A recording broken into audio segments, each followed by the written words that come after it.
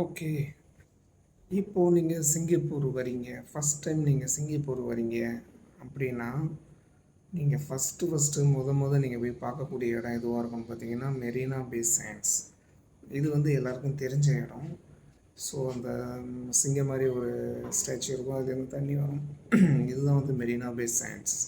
அதாவது வந்து மெரினா பேன்னு சொல்லுவாங்க. அங்கே வந்து மெர்லியன் இருக்குது. அதுக்கப்புறம் அந்த ஷிப் மாடலில் ஒரு பில்டிங் இருக்கும். அது மட்டும் இல்லாமல் ஹெலிக்ஸ் பிரிட்ஜ் இருக்குது. அப்புறம் வந்து சிங்கப்பூரோட நேஷ்னல் கேலரி இருக்குது. இன்னும் நிறைய விஷயங்கள் அந்த மெரினா பே சாண்ட்ஸை சுற்றி உள்ள இடங்கள்ல நிறைய விஷயங்கள் இருக்குது. ஸோ நம்ம மோஸ்ட்லி நிறைய பேர் போனோம்னா என்ன நினைப்போம்னா, ஜஸ்ட் வந்து ஃபஸ்ட்டு வந்து அந்த இதை மட்டும் பார்த்துட்டு போயிடுவோம், அந்த மெர்லியன்லேருந்து. பட் வந்து ஆனால் மெரினா பே சாண்ட்ஸில் நம்ம பார்க்குறதுக்கு நிறைய விஷயங்கள் இருக்குது. ஒரு நாள் போனோம்னா அந்த மெரினா பேயை சுற்றி பார்க்குறதுக்கு நமக்கு ஒரு ஹோல் டே பத்தாது. ஏன்னா அந்த மெரினா பேயை சுற்றி அவ்வளோ இடங்கள் இருக்குது. ஃபஸ்ட்டு திங் நம்ம வந்து பார்க்குறது பார்த்திங்கன்னா மெர்லியன், அந்த வாட்டர் சிங்கம் மாதிரி ஒரு ஸ்டாச்சுலேருந்து வாட்டர் வரும், அது வந்து ஃபஸ்ட் திங். அதுக்கப்புறம் ஹெலிக்ஸ் பிரிட்ஜ். ஸோ அதுவும் வந்து ஒரு வெரி இம்பார்ட்டண்ட் இடம் தான் அந்த இடமும்.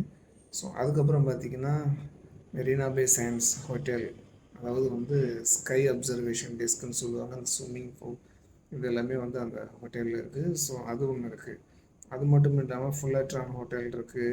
அதை சுற்றி நிறைய ஒரு விஷயங்கள்லாம் இருக்குது. அந்த ஒரு ரவுண்டு அந்த மெரினா பே சாண்ட்ஸ், அந்த மெரினா பேயை சுற்றி வர்றதுக்கே வந்து நமக்கு வந்து அவ்வளோ டைம் எடுக்கும். ஸோ அது மட்டும் இல்லாமல் பக்கத்துலேயே வந்து எப்சல்நெட் தியேட்டர் இருக்குது, எப்சல்நெட் பார்க் இருக்குது. அப்புறம் வந்து டக் டூர்னு நினைக்கிறேன் அது பேர், அந்த ஒரு மாதிரி போட்டில் கூப்பிட்டு போவாங்க, அது இருக்குது.